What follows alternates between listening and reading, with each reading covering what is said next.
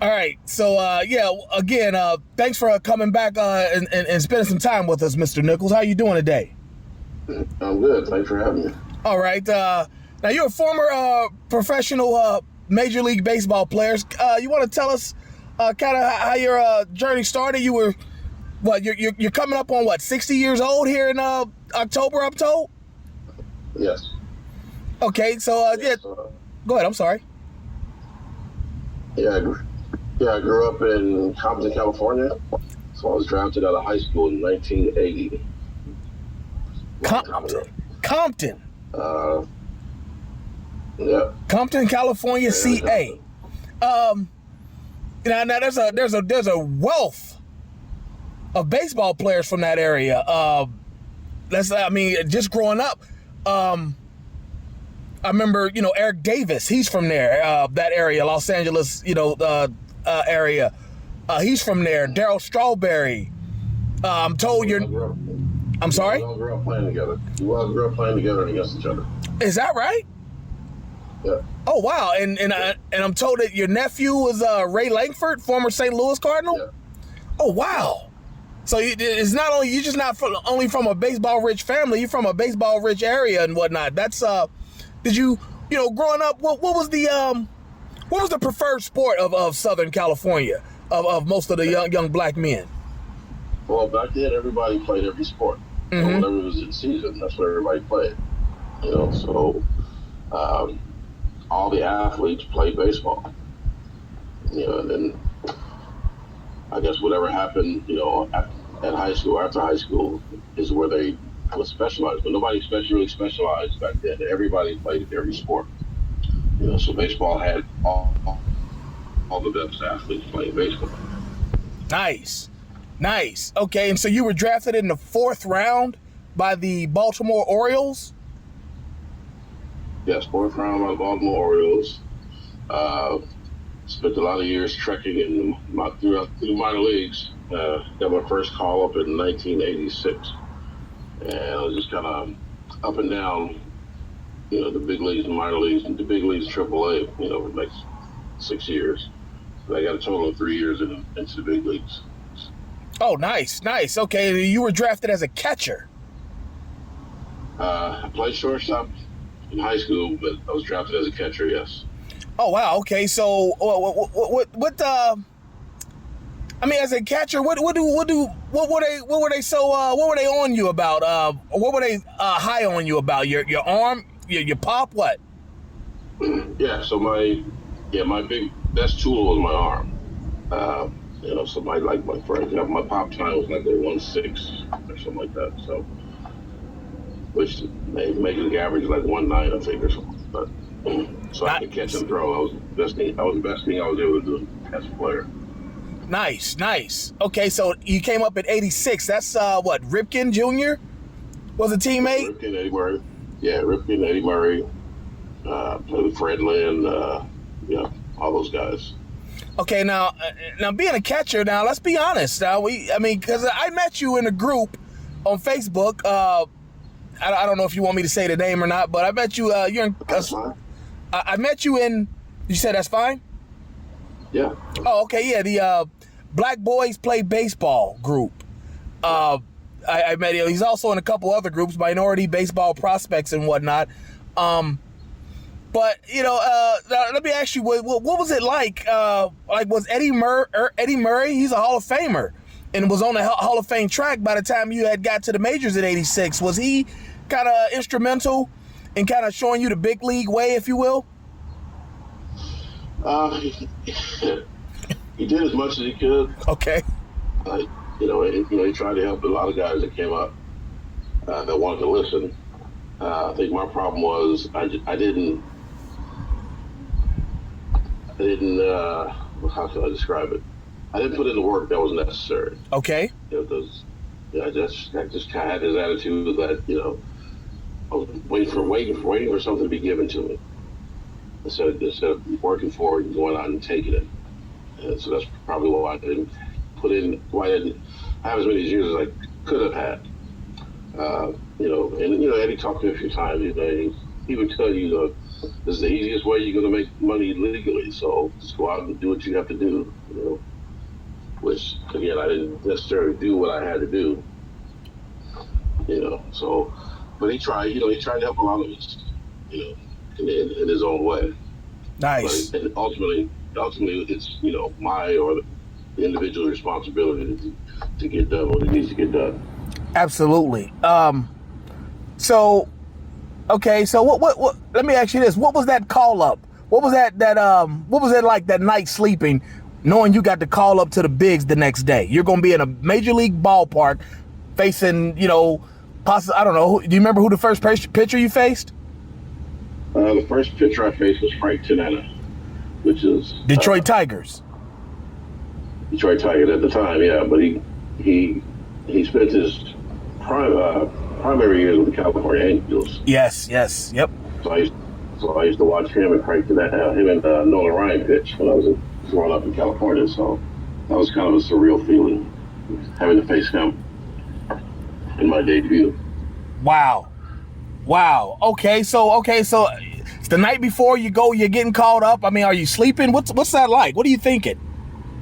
Actually, I don't remember a lot about it. I know I called first thing home before everybody was getting called up.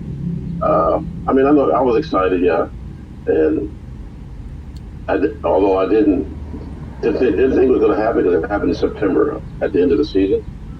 So I didn't think it was going to happen then. I thought, maybe in spring training the following year I would get put on the 40-man or get called up or something. But when I got the call, it was exciting. I called everybody I knew that I could think of, and let them know I was going. And then probably I don't think I slept that much that night. Caught the next flight out the next day, and I was on my way. Then all the balling starts. Okay, there you go. So. Okay, you say you had 3 years in the majors? Yeah, total. 3 years. 3. Okay, I mean, years, yeah. what were you? I mean, let's be honest. Other than Bert Campaneris, I think Elston Howard. At that time, there were not very many black catchers in Major League Baseball. You mean Roy Campanella? Roy Campanella. I'm sorry. Yes, thanks for catching that. Yeah, there were actually more than I thought. Because I looked it up a little bit. There were actually a few back in the '60s. Earl Batty was a significant catcher, and he's actually from South Central too, where I'm from. But Earl Batty was a catcher with the Twins and the Braves, and there were a couple other guys. Floyd Rayford, who was my teammate with Baltimore, was actually a part-time catcher. But as far as the everyday catchers, there were none when I got called up the first time. Mm-hmm. And it's funny because, all these years later, when I meet guys that I've played against or even fans who saw me play, they say they remember me because you were that black catcher. Well, yeah. I mean, let's be honest. I've done that in the group, teasingly, mockingly, called you Charles Johnson, who was the first everyday black catcher of my generation. Growing up high school, seeing him play for I think he played for the Miami Hurricanes in college, and then seeing him in the in the majors and whatnot. It was like it was kind of a sight to see. Is that like a quarterback thing with black quarterbacks? They don't trust. Yeah, unfortunately it is. Yeah, and the other black catcher when I played was Terry McGriff. We actually drafted the same year. I remember him. Yes, he's actually Charles Johnson's cousin. Wow. Yeah, so I guess Terry's dad and Charles Johnson's dad are brothers or cousins or something, and they trained them to be catchers. But Terry McGriff was the other guy that was the catcher. But yeah, it was kind of that black quarterback thing. Catchers can't think, catchers can't control the game, don't know how to call pitches, which is funny because calling pitches is one of my major strengths as a catcher. So it's people just believe that for whatever reason. I don't, but we understand why in America. Exactly. The process is, but that was something that I had to, and then me especially, because I was really quiet. I didn't talk a lot. So really, their perception of me was, didn't know how to lead or couldn't call the game and all that stuff. But It wasn't the case, but there was always a perception that we had to fight. That's deep. I mean, so okay. So what made you decide to go to the outfield, or did they kind of force you to the outfield in the minors or something, or was that, or everybody picks up a second position? Yeah, it was a secondary position. Guys get hurt or something, and I fill in the outfield, first base, wherever. But those were secondary positions. Oh, but your heart was set on being a catcher. They set me on being a catcher. Oh. My best position, that's made to it. Turned out they put you where they see fit. Mm-hmm. So, like I said, I was the shortstop in high school, even though I knew I was going to be a shortstop at the next level. But then once I got drafted, I became a catcher. I caught growing up, so it wasn't like it was a new position for me. It was just, so I basically was a catcher playing shortstop when I was in high school. Okay, so let me ask you this: you think you could have used some knee savers that the kids use today and whatnot? Like the kids be using. Are those? You think those are effective? Yeah, they help. They weren't around when I was playing. Although, my legs held up pretty good, so I didn't really have any issues from catching. I might have a knee issue from other things, but it is from catching. But yeah, I could have used them, or the knee savers definitely would have helped. Absolutely. Or even doing the one knee catching that the technique they use today, which I think is kind of funny because I used to do that, or I used to attempt to do it when I was playing. But when I attempted to do it, they told me to stop being lazy and get up on your feet. What's funny? When somebody told us who you were in that group, I went and did some research, and I saw a picture of you kind of doing that in the early '90s Astros uniform, doing that. That was in between pitches. That was it. Oh, okay. So it was in between pitches. So. Okay, because I got to be honest with you. As an umpire, I do use everything from 9 years to 19U. And when those catchers do that, get down on the split position, or the Tony Pena looking thing, or get down on one knee, it's hard for me to see the strike zone. I hate it because it gets too low. I can't see the low strike zone anymore. Okay. So I'm sorry, what were you saying? Yeah. No, I was just saying I never heard an umpire's perspective of that, so I didn't have. And I suppose they're doing this so the umpire has a better view of the strike zone. So that's interesting. No, I don't. Maybe it's my own personal vision. My low vision or something. I'm just not a big fan of it, but I understand it, so I adjust. Right. But yeah, so let's talk about what you're kind of into now. You're a coach and an instructor for the RBI program for out in your area. No, actually, I do independent instruction. So I just work with kids really from across the country, but mostly kids in Atlanta. I coach. I coach with a few teams, and I'm coaching with Wow Factor organization. I coach their 17U national team and their 14U national team. Nice. Yeah. I'm sorry. There is a Wow Factor organization locally here in the Cincinnati area. I believe it's based across the river in Kentucky, but so I'm familiar with them. I didn't realize that was a national program. Yeah, they're actually based out of Memphis, Tennessee. So they kind of recruited me to coach their national teams this year. So they seem to be a pretty good organization. They appear to be about development at first, which is what I like. So that's why I decided to coach with them. Nice. Okay. So what are your numbers like? Are you getting a lot of young black ball players? Well, for me, yeah, that's all I'm getting. Okay. Here in Atlanta. They're playing here in Georgia. Right. And they're playing across the country, really, but they're really playing here in Georgia. I just think, and there's a lot more that want to play. They just don't have the resources. to play. At least not the travel ball stuff that's going on, because it's really expensive. But they're playing and they want to play. Especially at the younger ages. There's this if you go to out to any weekend at East Cobb during a tournament, especially at the younger ages, you'll see 5, 6, 7 all black teams out there playing on any given weekend. Really? Oh, that's okay. See, that must be a different experience in the South with black baseball players, because as an umpire up here in the Midwest, Cincinnati, right, I can go a weekend or two and won't see any black kids, even locally, local teams, unless it's the RBI team, But go ahead. I'm sorry.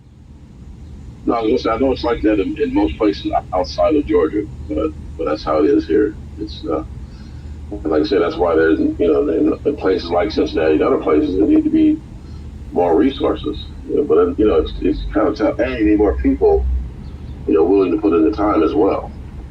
That's the adults. That's a big part of it as well. Absolutely.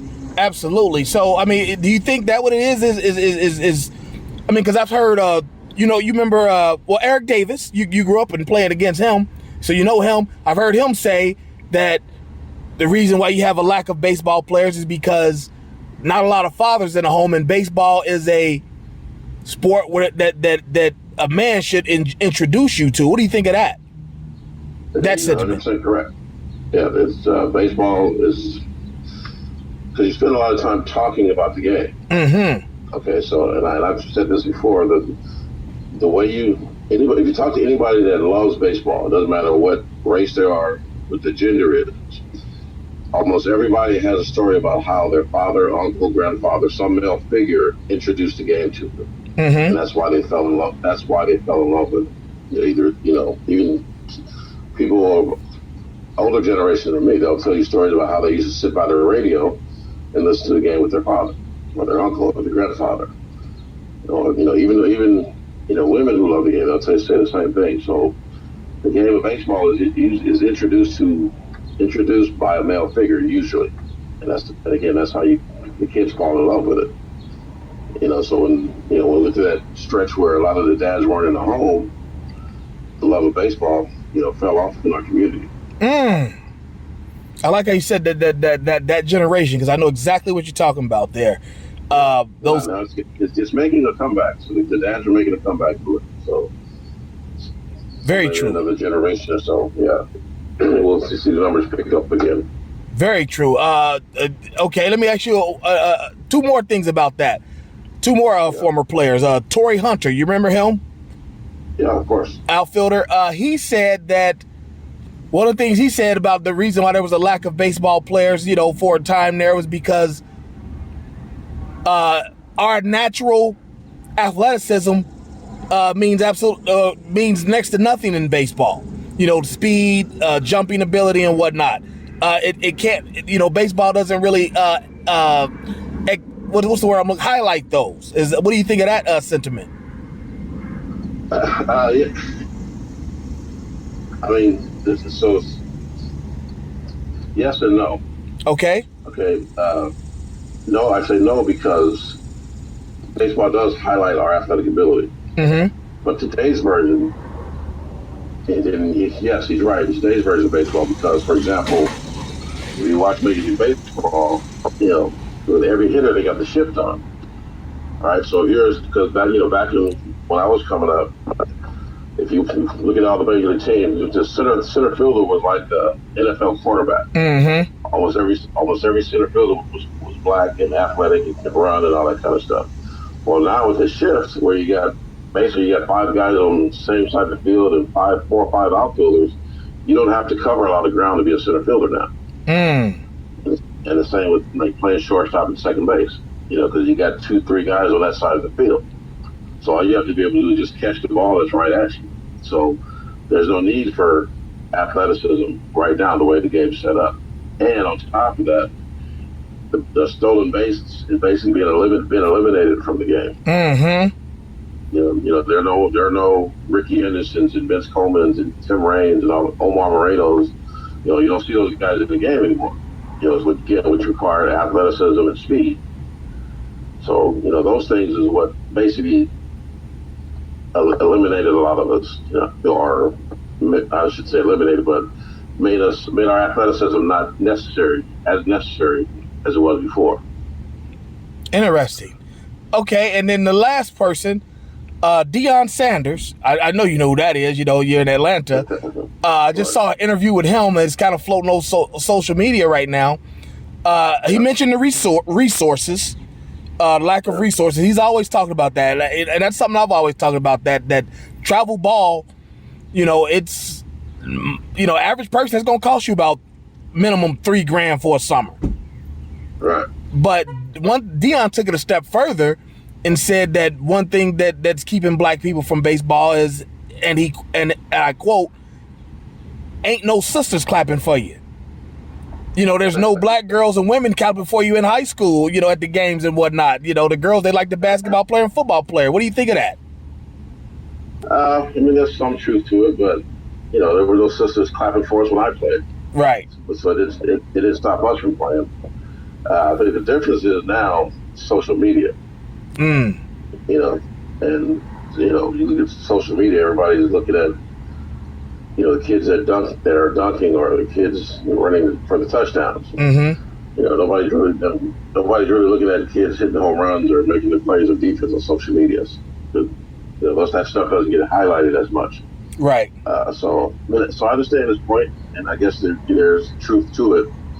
But again, that didn't stop us from playing, because it was the same. They didn't come to our games either when we were in high school or growing up. Mm-hmm. So I don't know if that's the cause. It may be the cause now, but again, it didn't stop us from playing when we were growing up. Right.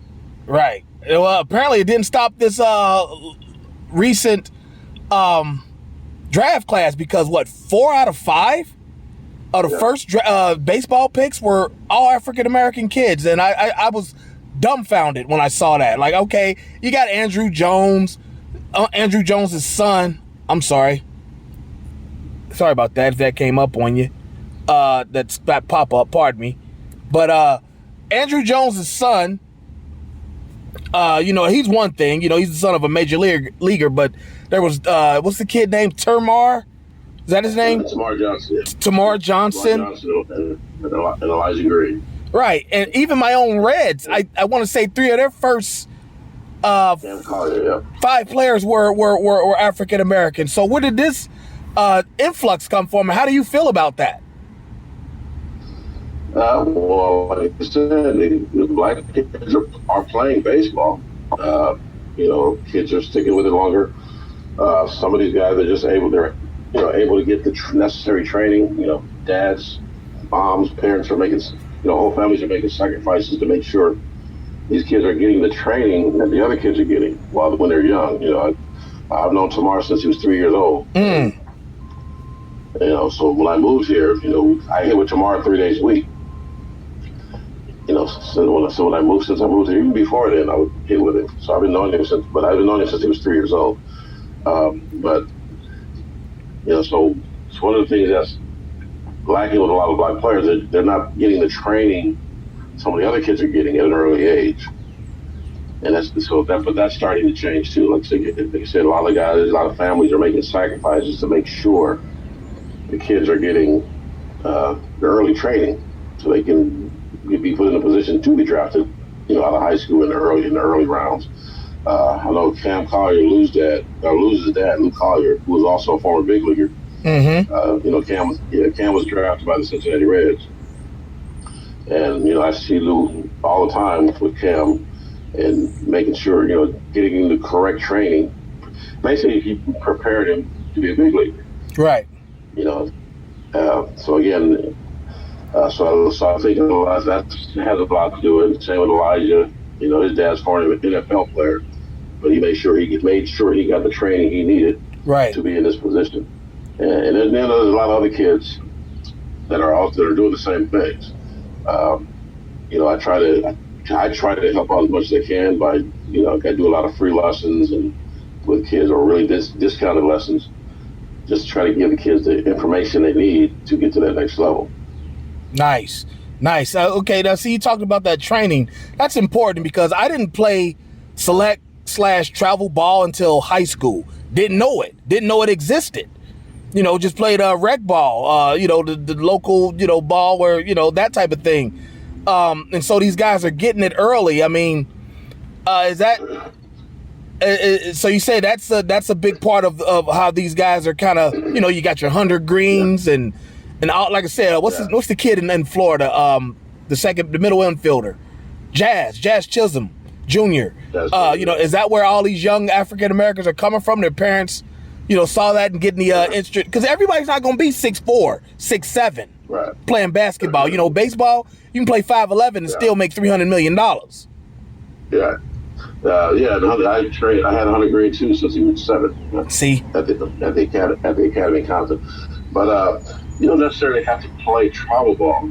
That's not really it. But it's the training part of it. Because so again, my generation, everybody just played whatever sport was in season. Mm-hmm. Our training was playing outside. Right. Nobody really did weightlifting and that kind of stuff as an amateur. In fact, in baseball, it was thought that lifting weights was bad for you. Right. Back then. So nobody really did that kind of training when I was growing up. So that put everybody on the same playing field during the games. Well, today's game, they start training at an early age, 10, 11, 12 years old. That's why the kids in Dominican have such an advantage, because they start training at an early age. Yes. Not just hitting and throwing, but also the weight training, conditioning, and diet, and all that stuff. So a lot of the kids, and not just black kids, but some white kids too, if they don't get the training at an early age, then when they step on the field against some of these other kids, they're at a disadvantage, and you can see it. The way their bodies are shaped and the strength and all that kind of stuff. Yeah. No, I was gonna say. I'm sorry. Go ahead. I'm sorry. No, go ahead. No, I was just gonna say that I saw a commercial probably 20 years ago. Pardon my Spanish, but they called the Dominican Republic La Tierra de Medio Campistas or something like that. And there was a 10-year-old boy with half of a milk carton on his right hand, on his left hand, like that was his glove. I'm like, how the hell are we supposed to compete against that? If he's, using that to, enhance his skills, like, how are we supposed to compete against that? You know what I'm saying? So that training, all that stuff you're saying about training, it's resonating with me as I see the youth around here, like I said, play, and whatnot. But, the timer's telling me we got to wrap this up. But before we do, I got one bone to pick with you, Mr. Nichols. How can a man from Compton of your era, how the heck can you enjoy these disgusting ranch, salsa, and barbecue seeds? How can you like that kind of stuff? Well, actually, I like the barbecue seeds. Oh, man, don't do me like that. It's originals and nothing else. Well, I eat original. Haven't had seeds in a long time. It's funny because a lot of the fields we play on, especially here in Georgia, are turf fields. Mm-hmm. So you're not allowed to eat seeds. So I actually haven't had seeds in a long time. It's funny you brought that up, but but I like the original too. So I just haven't liked some barbecue. All the barbecue are not the same, but I like some of them. But I use mostly original. There you go. Okay. Hey, well, listen, Mr. Nichols. Hey, I appreciate your time. Like I said, I guess I didn't set the settings properly, and it's telling us we got to click off here soon. But if you would be so kind, can we do this again in a couple weeks or something? This was fun, and there's a couple other topics I want to get into with you. Just let me know. Mr. Nichols, I definitely appreciate your time. Keep doing what you're doing with the youth. We are enriched and ennobled by your service to our kids and the knowledge that you give them. I see the pictures and everything, and everybody speaks very highly of you on the in those various social media groups. So it's been a pleasure and everything, and I definitely appreciate your time. Yeah, thanks for having me. It was fun. Thank you, Mr. Nichols.